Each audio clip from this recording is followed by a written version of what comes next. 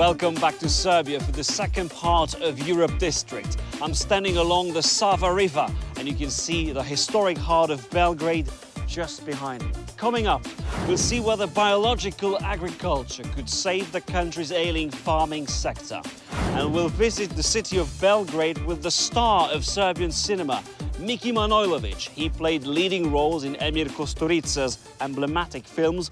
But let's move on to our first story. Valérie Labonne reports on the rise of far-right nationalist groups across Serbia. Accused of hooliganism, homophobia and hate crimes, their growing popularity among disenchanted young people worries many observers in Belgrade. Nationalism, homophobia, anti-Europeanism. These young people dream of a day when Greater Serbia is revived. They're all members of the small hard-right group 1389. They're keen to display their support for General Mladic, who's currently on trial in The Hague for crimes against humanity. We're spreading the image of General Mladic, an honorable man who fought for Serb people and released the Serb town of Srebrenica. He was the commander of our honorable army who fought to free Serb towns. Later, the Serb People Movement, as it also calls itself, comes together for a meeting. As usual, it begins with a prayer.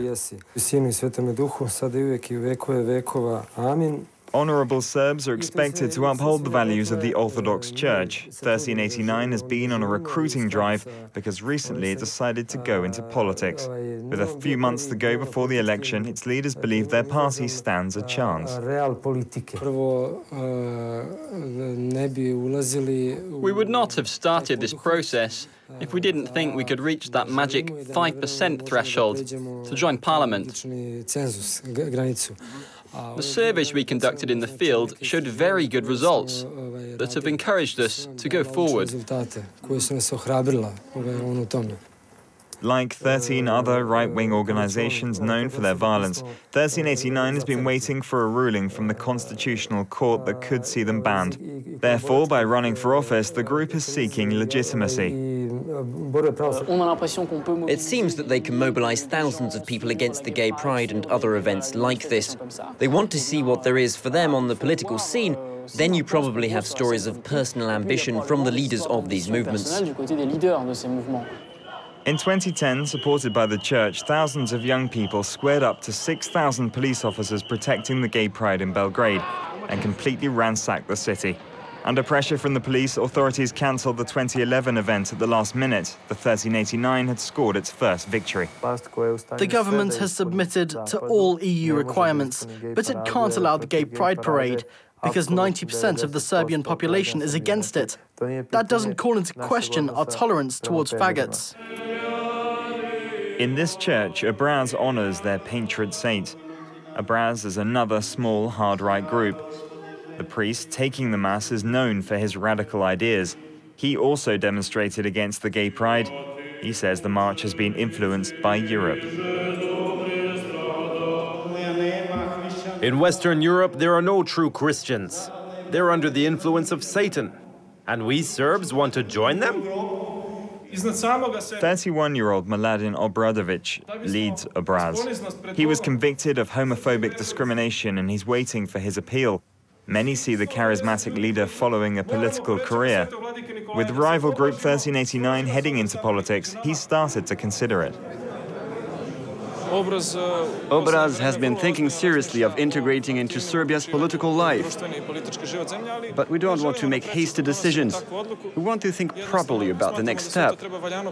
What's clear is that Obraz has things to offer the Serbian population: a purity of spirit, faith, courage, and dignity. It's awards time for Obraz's benefactors. Among them, the spokesman of the Radical Party, a far-right nationalist group that was once in power in the country. Officially, the party's distanced itself from these small groups. Its presence here could be the sign of a future alliance. Accused of bending to the will of nationalists and conservatives, the centre-left government says there's nothing to fear from the rise of the far-right. Now we have the very unfavorable situation because of North Kosovo and the events there. And that probably might have boosted a little bit the nationalism. But generally speaking, I'm not afraid of them. Obraz's 1389 speeches blaming Europe for Serbian problems have generally been well received, especially those on the economic crisis. However, many believe their lack of visibility in the media means they have a limited reach and can't access the masses.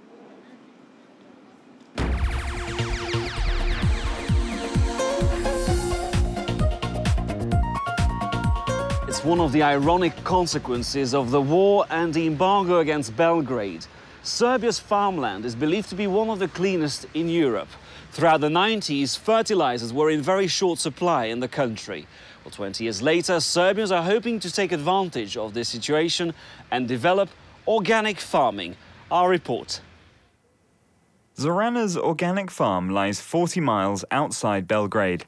The young farmer embarked on this venture 2 years ago after becoming tired of not knowing what she was eating.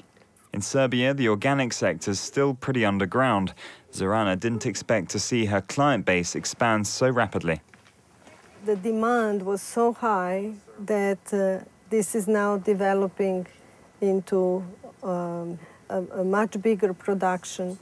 And we are now feeding between 100 and 150 families on a weekly basis from our production. The country's land hasn't been overused and is therefore cleaner than average. It's an unintended consequence of the embargo that hit Serbia after the war. From 1992 to 2002, the country wasn't allowed to import fertilizers nor pesticides. As a result, Zorana has no quibbles about eating broccoli picked straight from the plant. You can eat it even without cooking. In Belgrade, Nada's store is one of many organic shops. In the heart of this traditional market, customers fight over her products despite prices 2 times higher than elsewhere and an average wage of 350 euros.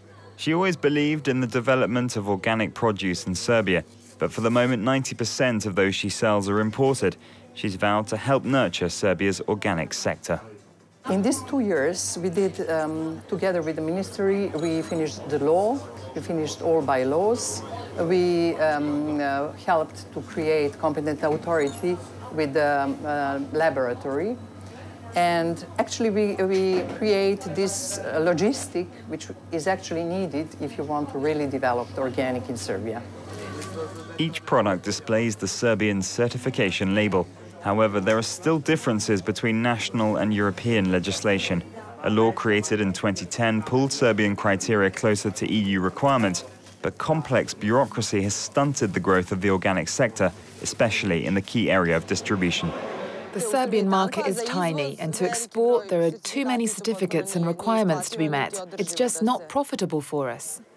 For now, the Ministry of Agriculture only subsidizes 200 certified farms. Serbia is currently in agricultural transition. It has quite a few family-owned plots that could be helped out by the high price of organic produce.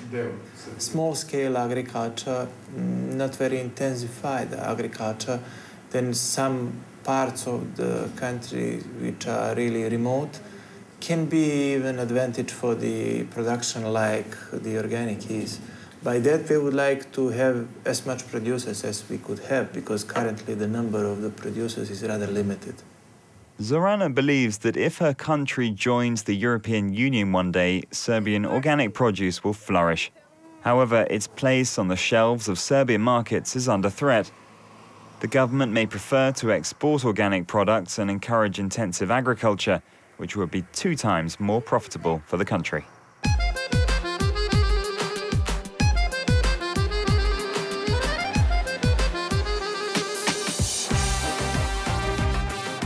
These are the old docklands of Belgrade, where you can find some of the city's trendiest restaurants. And it's time now to meet our new guest in the program, Miki Manojlovic, the star of Serbian Cinema. He played the leading role in Emir Kusturica's '95 blockbuster Underground. More recently, you may have seen him in Largo Winch, as he played the father of Largo Winch. Well, together, we'll visit Belgrade.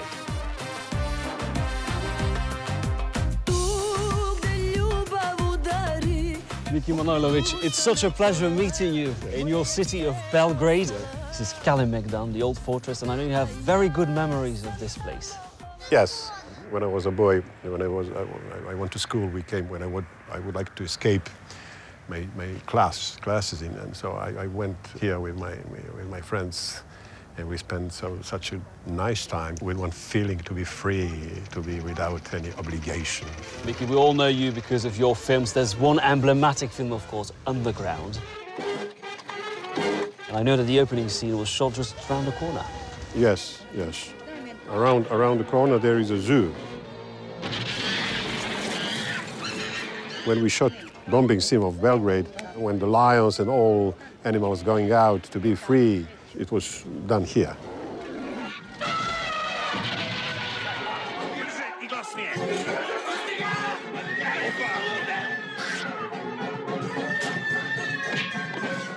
Underground, the huge version, is 4 hours, 50 minutes. It could be the best version, maybe. When we win the Golden Palm, the version was 2 hours, 12 minutes. And then for the cinemas, it was nearby 2 hours. So little by little, this huge, huge film became smaller, but very powerful. When I saw this movie for the first time, I felt myself like I make boxing with Joe Fraser or something. I was completely... So You were exhausted? Everybody are, you know. Not out of shooting, when you're watching the movie, you are beaten by the movie, you know.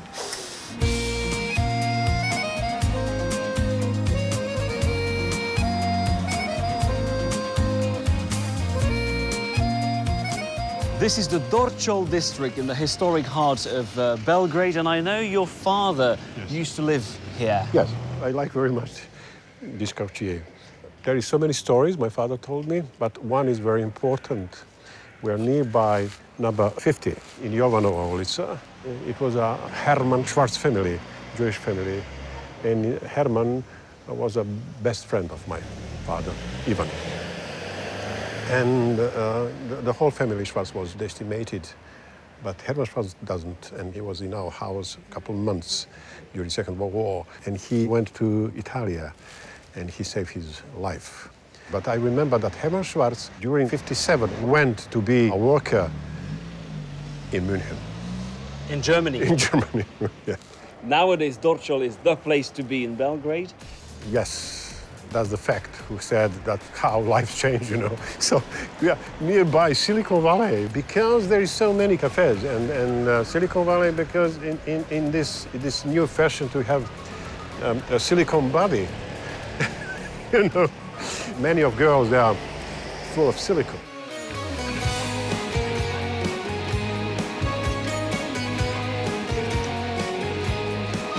So, Mickey, this is the central market of Belgrade, the best place to meet the local people, I guess. Just the best to meet people. And here you can hear many things about what will happen and what the people think. Let's make a tour.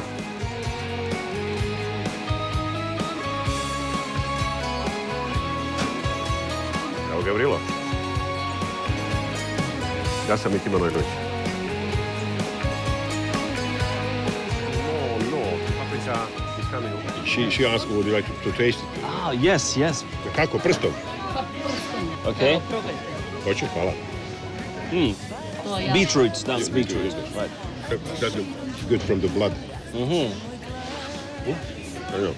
This one is very hot. Try a little bit. A little bit, yeah. It's too much, I think. It's too much. It is, it's very strong, yeah.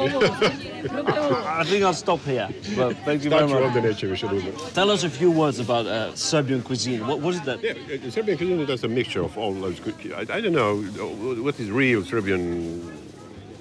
What is it that you like about your local cuisine? I'm eating everything, you know. I don't like only two things. Tripice, this is a kind of interior stomach. That sounds a bit Scottish. It could be, I don't know. The other thing, this is pichtie. You have everything from the pork in one gelée, you know, with a little bit tightened, you know. So here, the people is eating really European food, Italian food, French food. But it's more or less during the winter, those foods becomes a little bit heavier because you know the weather. It gets very cold and you need some energy. Do widzenia. Zdravo. Zdravo. Do widzenia. Hvala.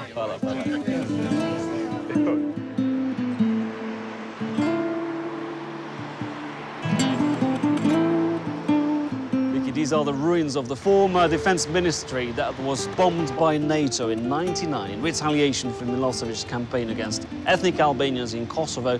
What do you make of that bombing? What we see here, it wasn't necessary to do. Because if NATO was searching for Milosevic, it was easy to find him. Easy to find him. So it was a kind of punishment of the people of Belgrade who voted Milosevic. It's a bad decision.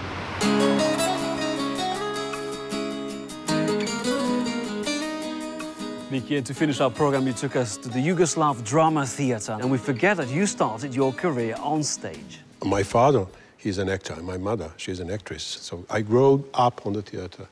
I was literally born on the theatre. And my mother, she escaped to the hospital.